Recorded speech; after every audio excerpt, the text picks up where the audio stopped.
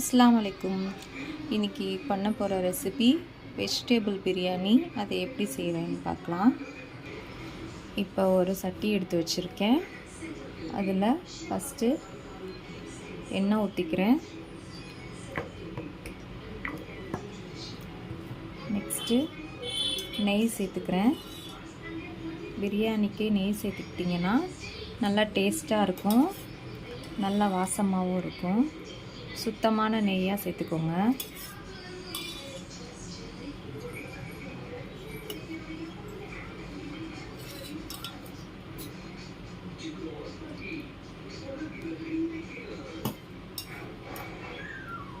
இப்போ நெக்ஸ்ட்டு பட்டை, கிராம்பு, ஏலக்காய், கல்பாசி, அன்னாச்சி பூ இது எல்லாம் சேர்த்துக்கிறேன். சேர்த்துட்டு இது கொஞ்சம் பொரியட்டும். பட்டை, கிராம்பு, ஏலக்காய், கல்பாசி எல்லாம் சேர்த்தாச்சு. பிரிஞ்சி இலை, நெக்ஸ்ட்டு வெங்காயம், கருவேப்பிலை பிரியாணிக்கு தேவையான அளவு சேர்த்துக்கிறேன்.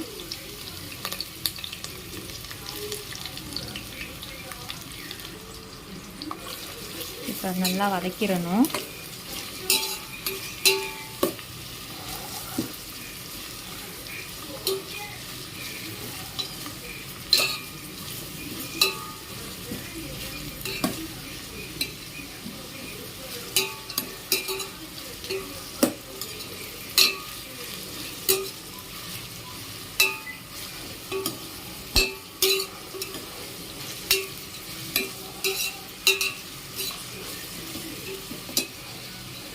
இப்போ வெங்காயம் கலர் சேஞ்ச் ஆகி வதக்கணும், அது வரைக்கும் வெயிட் பண்ணுறேன். இப்போ வெங்காயம் கொஞ்சம் கலர் சேஞ்ச் ஆகிடுச்சு. இந்த டைமில் நான் பச்சை பட்டாணி இதில் ஆட் பண்ணிக்கிறேன்.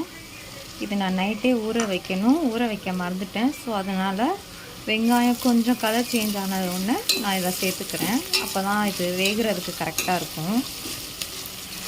இது காஞ்ச பட்டாணி தான், அதனால் நைட்டே ஊற வச்சா காலையில் நம்ம செய்கிறப்ப ஈஸியாக வெந்துடும். நான் மறந்துட்டனால நான் இப்போ வெங்காயம் கூட சேர்த்து இதை நான் வதக்கிக்கிறேன். இன்னும் கொஞ்சம் வெங்காயம் நல்லா கோல்டன் ப்ரௌன் கலரில் வதங்கணும், அப்போ தான் பிரியாணி டேஸ்ட்டாக இருக்கும். இப்போ இது கூடவே நான் கட் பண்ணி வச்சுருந்த கேரட், பீன்ஸ் ரெண்டையுமே இதில் சேர்த்துக்கிறேன். இந்த டைமில் போட்டால் தான் எல்லாமே குக் ஆகுறதுக்கு கரெக்டாக இருக்கும். ஆனியன், பீன்ஸ், கேரட், பட்டாணி எல்லாமே ஈவனாக குக் ஆகும்.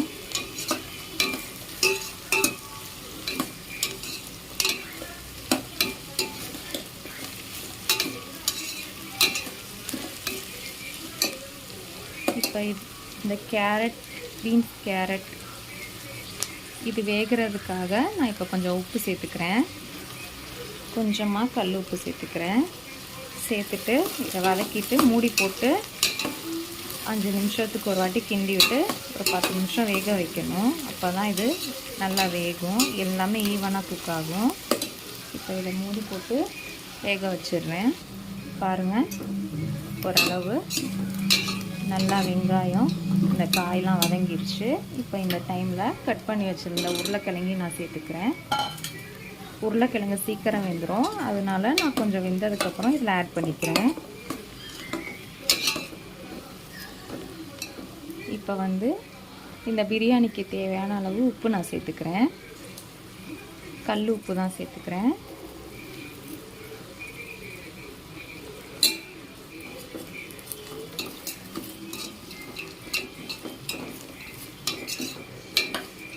இப்போ மூடி போட்டு இதை ஒரு 5 நிமிஷம் வேக வச்சுக்கிறேன்.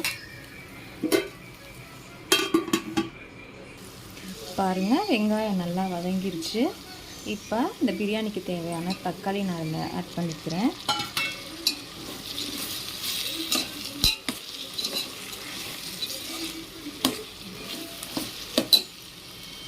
இப்போ தேவையான அளவு இஞ்சி பூண்டு நான் சேர்த்துக்கிறேன். பிரியாணி பொறுத்த வரைக்கும் நம்ம இஞ்சி பூண்டு கொஞ்சம் எக்ஸ்ட்ரா சேர்த்தா தான் நல்லா டேஸ்ட்டாக இருக்கும், இந்த ஃப்ளேவர் வரும், வாசமாகவும் இருக்கும். ஸோ தேவையான அளவு இஞ்சி பூண்டு ஆட் பண்ணிக்கிறேன்.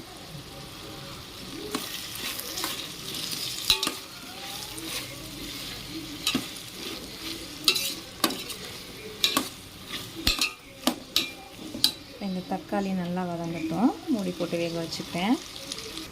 பாருங்கள், இப்போ தக்காளி எல்லாம் நல்லா மசிஞ்சு வதங்கிருச்சு. இப்போ இந்த டைமில் இதுக்கு தேவையான மசாலா சேர்த்துக்கிறேன்.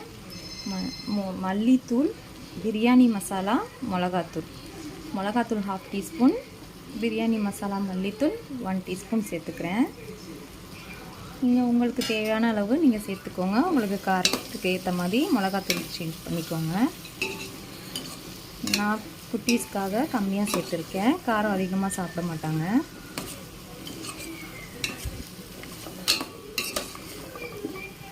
இந்த மசாலா ஸ்மெல் போகிற அளவுக்கு, அந்த பச்சை வாடை போகிற அளவுக்கு இதை நல்லா வதக்கி விட்டுக்கிறேன்.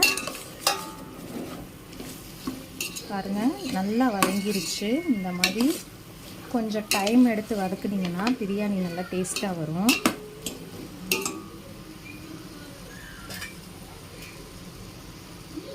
இப்போ இந்த பிரியாணிக்கு தேவையான அளவு தயிர் சேர்த்துக்கிறேன்.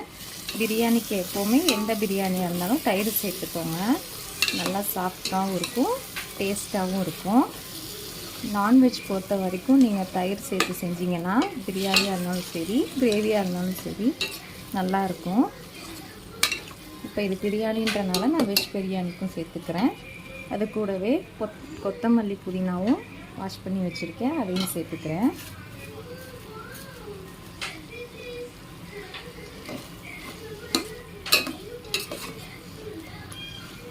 இன்றைக்கி நான் வந்து தேங்காய் பால் ஊற்றி தான் பிரியாணி செய்ய போகிறேன்.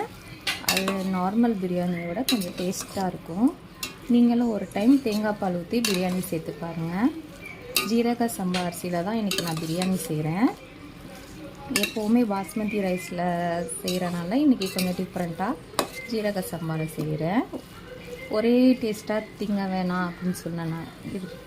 அதுக்காக கொஞ்சம் டிஃப்ரெண்ட் சேஞ்ச் ஆகும் ஒரு அரிசிக்கும். ஸோ இதை ட்ரை பண்ணலாம் அப்படின்னு சொல்லிட்டு இன்றைக்கி செஞ்சிட்ருக்கேன். நீங்களும் இதே மாதிரி ட்ரை பண்ணி பாருங்கள். ஒன் டைம் உங்களுக்கும் டேஸ்ட் டிஃப்ரெண்ட்டாகவும் இருக்கும், பிடிக்கும். இப்போ எல்லாமே நல்லா வதங்கிருச்சு. இந்த டைமில் உப்பு, காரம் எல்லாமே செக் பண்ணிவிட்டு இதில் ஆட் பண்ணிக்கோங்க. எனக்கு எல்லாமே கரெக்டாக இருக்குது.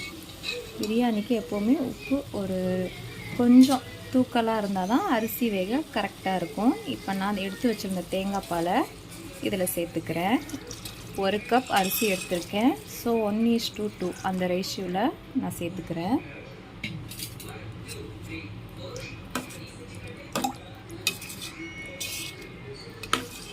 சேர்த்துட்டு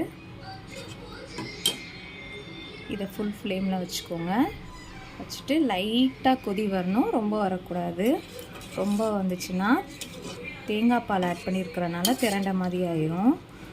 ஸோ அதனால் லைட்டாக கொதி வந்தோடனே ஊற வச்சுருந்த அரிசியை நான் இதில் ஆட் பண்ணிக்கிறேன். இப்போ லைட்டாக கொதி வர மாதிரி இருக்குது. இப்போ இந்த டைமில் 1/2 லெமன் ஜூஸ் எடுத்து வச்சுருக்கேன், அதையும் இதில் சேர்த்துக்கிறேன். லெமன் ஜூஸ் சேர்த்துக்கிட்டா ரைஸ் நல்லா உதிரியாக ஒட்டாமல் இருக்கும்.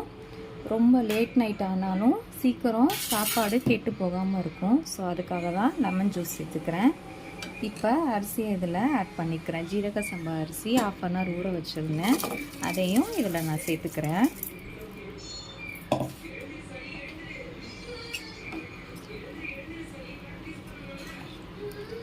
இந்த மாதிரி கிண்டி விட்டுட்டு இப்போ இதை மூடி போட்டு வேக வச்சுக்கிறேன். கொஞ்சம் கொதி வர மாதிரி இருந்தோன்னே அடுப்பை ஸ்லோ ஃப்ளேமில் வச்சு இதை வேக வைக்கணும், இல்லைன்னா அடி பிடிச்சிரும். பாருங்கள், கொஞ்சம் கொதி வந்துருச்சு. இப்போ நான் தம் போடுறதுக்காக அடியில் சீக்கிரம் பிடிக்காமல் இருக்கிறதுக்காக பழைய தோசைக்கல் வச்சுருக்கேன். இப்படி தான் நான் தம் போடுவேன். தோசைக்கல்லை வச்சு இந்த மாதிரி நீங்கள் சட்டி வச்சு செஞ்சிங்கன்னா ஸ்லோவாக குக் ஆகும், அடியில் அடி பிடிக்காது. அதுக்காக இந்த மாதிரி நான் தம் போட்டுருவேன். பாருங்கள், இப்போ மேலேயும் நான் இந்த ஆவிலாம் வெளியே போகாமல் இருக்கிறதுக்கு இடி உரலும் உலக்கையும் வச்சுருக்கேன். அப்போ தான் அந்த ஆவி உள்ளுக்குள்ளேயே இருக்கும், வெளியே போகாமல் ஈவனாக குக் ஆகும். அதுக்காக இப்படி வச்சுருக்கேன். நீங்கள் உலக்கை இல்லைன்னா வேறு ஏதாவது வெயிட்டான இது வச்சுக்கோங்க. இப்போ இது நல்லா ஸ்லோ ஃப்ளேம்லேயே நல்லா வெந்துடும். வெந்ததுக்கப்புறம் பார்க்கலாம். பாருங்கள், பிரியாணி ரெடி ஆயிருச்சு. இப்போ நான் அந்த ஹீட்லேயே இருக்கட்டும்னு ஆஃப் பண்ணிவிட்டு கொஞ்சம் நேரம் வச்சுருக்கேன்.